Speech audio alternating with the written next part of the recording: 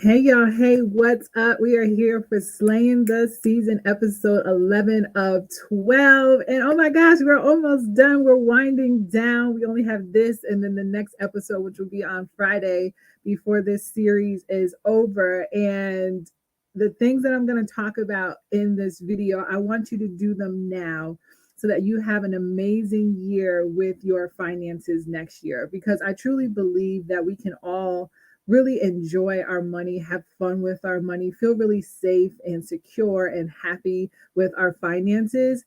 But we need to start taking action and not just talk about it, but actually be about it, right? Because it's good to say, like, oh, I want to go on vacation and I want to have generational wealth and I want to be a real estate investor and I want to have $25,000 saved and I want to stop impulsive spending and being an emotional spender. I want to get rid of all these money traumas and things that are no longer serving me. It's great to say that, right? But then we have to start actually taking action and implement the things that we need to do to make them happen. Now, full transparency, y'all, this is recorded because I could not go live at 12 p.m. as I planned, and I wanted to stay committed to what I said I was going to do. So this is pre-recorded, but please leave your comments because I will come back and respond to them when I have a moment. But I want you to get your pen and paper out or just like put this on hold on. I'm going to come back and watch the replay because I want you to take notes so that you can truly prepare to have a successful financial year next year, right? It's your year, right? It's no more new year, new me. I promise you, it definitely is, but you have to actually do the work and stay committed, right? So the first thing I want you to do is ask yourself, what are some of the money moves that you made this year that you are proud of, right? Let's get in this positive space about our finances, right? Let's not focus on the things that maybe you didn't do so well. We'll get there, right? We'll talk about that later. But first, start with the things you are proud of because that's really going to put you in an empowered, positive space so that as you're going through the rest of these questions, you can be in the right headspace. Because if we're coming from a place of, man, I wish I did this instead of that, then that kind of puts us, where we're just like, I'm never going to be good at this. This is not my thing. And it's just, it's not going to happen for me. And I don't want you to be in that space, right? So, what are you proud of that you did this year? You can put in the comments, let me know. You can direct message me, let me know. But this is also for more so for you so that, when you have a moment tonight or tomorrow, you can really start working through these questions and writing this down and start reflecting on this year and all the accomplishments that you've had. Maybe it was something as simple as saving $5. Maybe you've never been able to save $5 without actually having to transfer it back into your primary account and have to use it, right? So maybe you save $5, right? Maybe you save $5,000. Maybe you save $50,000, right? Maybe you paid off a credit card that had a $300 balance on it. Maybe you paid off a credit card that had a $3,000 balance on it, right? Maybe you increase your contribution to your retirement. Even if it was 1%, that 1% compounds and it adds up and it's building wealth and making money for you so that you don't have to do it, right? So every bit counts, right? Maybe you had a difficult conversation with someone this year and it was around finances. Maybe you set some boundaries and was like, look, I'm not going to keep helping you. I don't helped you enough now. It's time for you to figure it out. Or maybe you had a conversation with someone and it was like, listen, this is what I'm willing to help you with. But at that point, that's where it stops, right? That's my limit. Or maybe you had a really empowered conversation with someone, maybe in your business or something that you needed to invest in, and you took the time to pause and reflect on your finances in that moment and your values and the things that you wanted to work towards and said something as powerful as, I don't have that allocated in my budget at this time.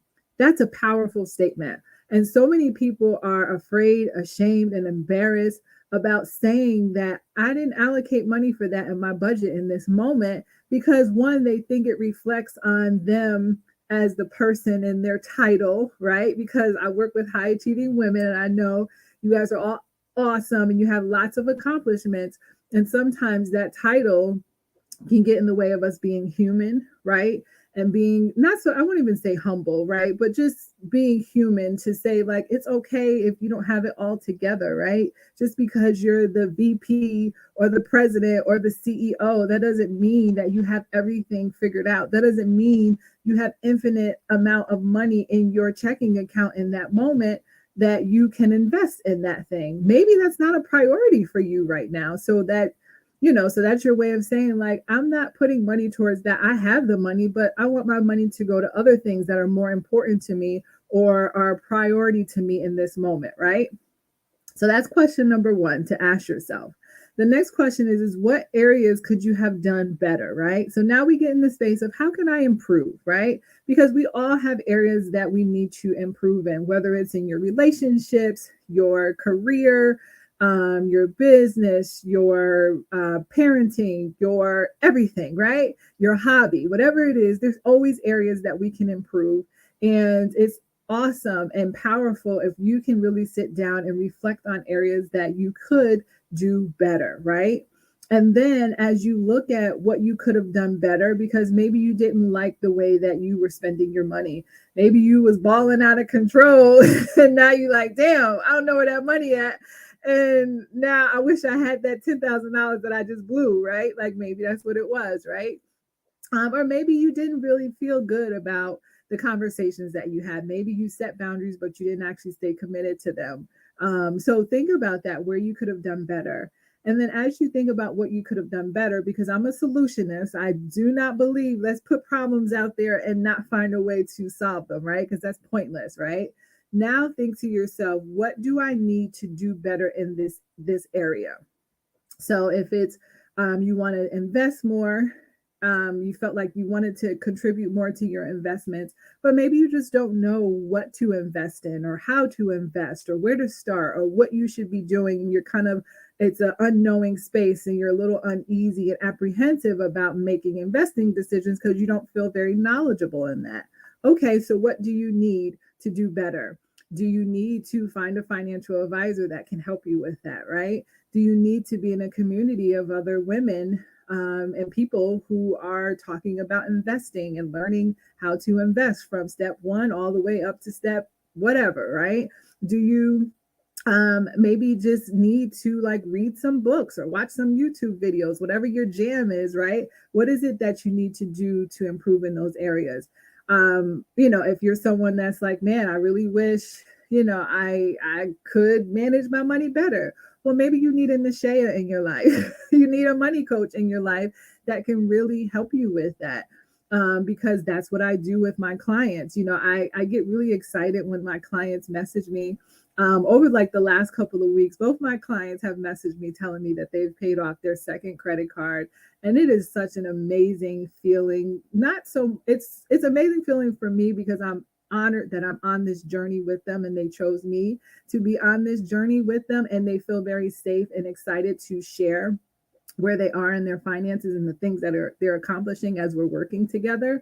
But it also feels amazing because I know the impact that has on their life. Like they smile a little brighter, they show up more powerfully, they feel really confident about the decisions that they're making, and it actually allows them to open their mind to see bigger opportunities in the future because now they don't have this heaviness of finances weighing them down, clouding up their creativity and their mind, and they can focus on other things so that they can really fulfill their passions and their purposes. So think about what you need to improve in the areas that you feel like you wanted to do better this year, right? In your finances, right? Third question is, how do you feel about your financial situation right now in this moment, right? Because that's a true indicator of kind of what's happening, right? If you're feeling excited, that means you probably made some really good decisions, right? And you're excited about what's to come because you're in a great space and you're proud of all the decisions that you're making because you see the impact that it's having, the positive impact that it's having on your life. And you're like, wow, if I can do this now, imagine when I get that raise next year, or imagine when I have more income, I can do more of the things that I enjoy and more of these things that are bringing happiness and fulfillment to me, right? That I'm doing with my money. Um, so I want you to really get into that space of how do you feel right now? If you're feeling like, oh God, money is annoying, it is stressful, and oh my goodness, then how do you want to feel, right? So now you can reflect on what is making me feel this way, if it's a negative thing and a positive thing, so that you can do more or less of whatever is making you feel that way around your finances. And then the last two questions that you can ask yourself is, what do you think I need to get to that feeling that you desire, right? Maybe it's the excitement, maybe it's the peace of mind, maybe it's that the I'm trying to think of some of the other things that my clients talk about. It's the excitement, the peace of mind, the comfortability, the stability, all those things, that clarity that comes when you really manage your money well and you have a clear plan to save, invest, travel, do the things that you value, right? Yeah, all of that, when that comes up, what is that feeling that you want to feel and how can you get there? Again, what is it going to take? Do you need to hire someone like a money coach?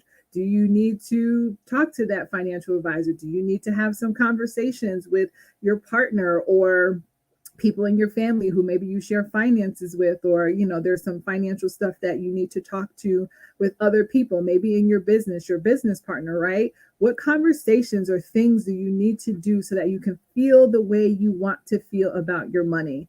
And then the last thing is, what is your financial priority for next year? Just one. Just tell me one priority for next year and tell me why, right?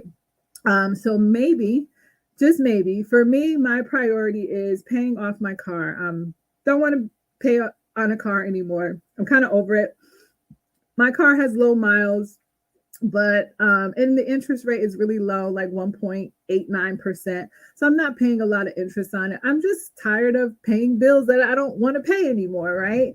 And I believe that not believe, but I know that it's going to free up some cash flow every month. So once that's paid off, then that money no longer has to go towards a bill, right? And now I can increase my investments. I have more cash flow every month to do more things that I value, right?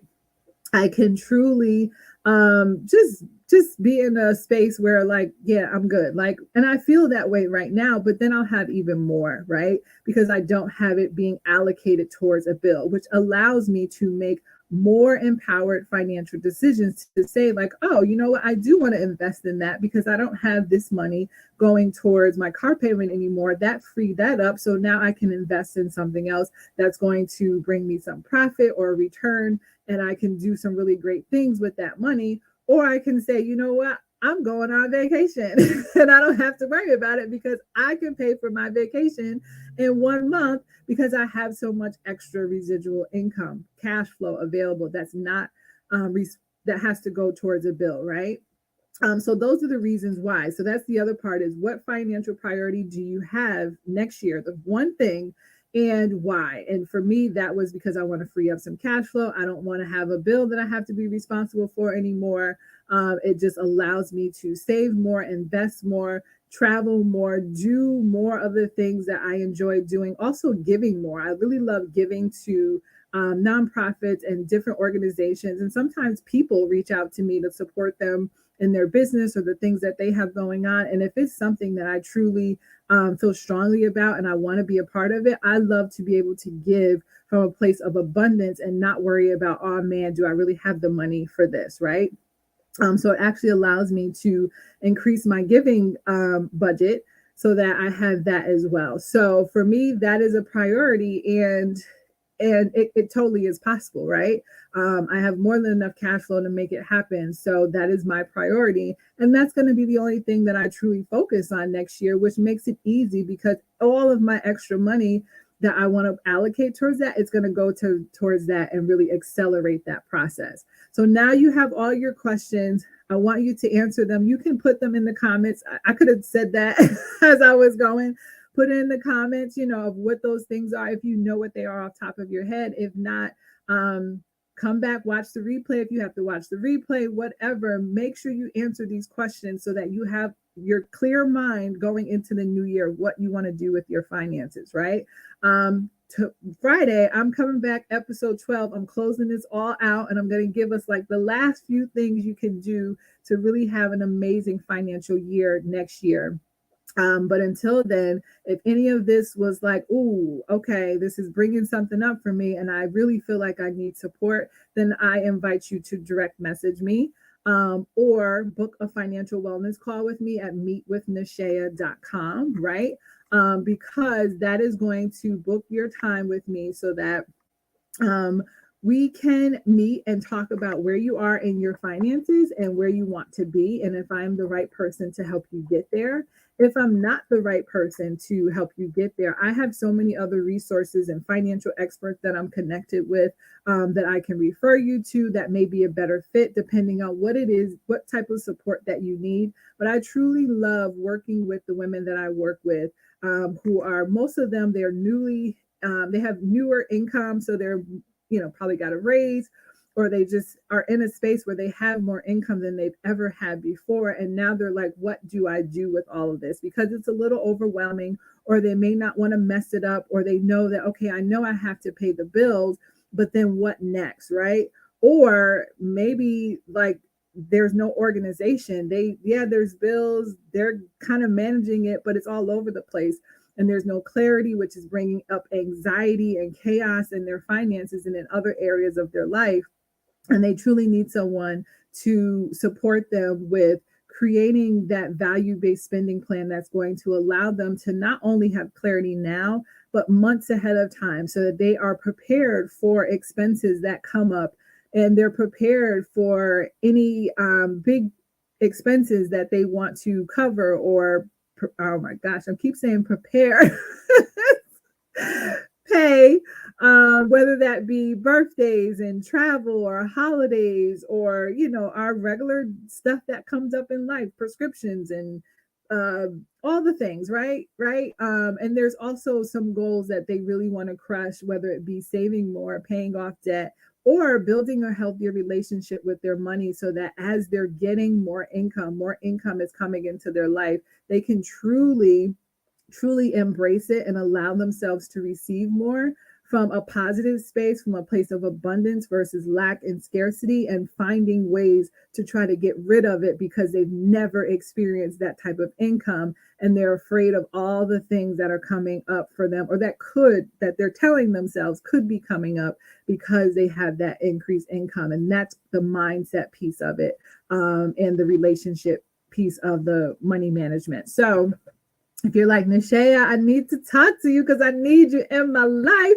then go ahead and book a call, meetwithnashaya.com. And you can schedule that. It's going to take you through my process. And then when we get on the phone, I'm going to ask you to be completely transparent and talk about where you are financially. And if I believe that my one-to-one program is a good fit for you, then we will talk about what that looks like.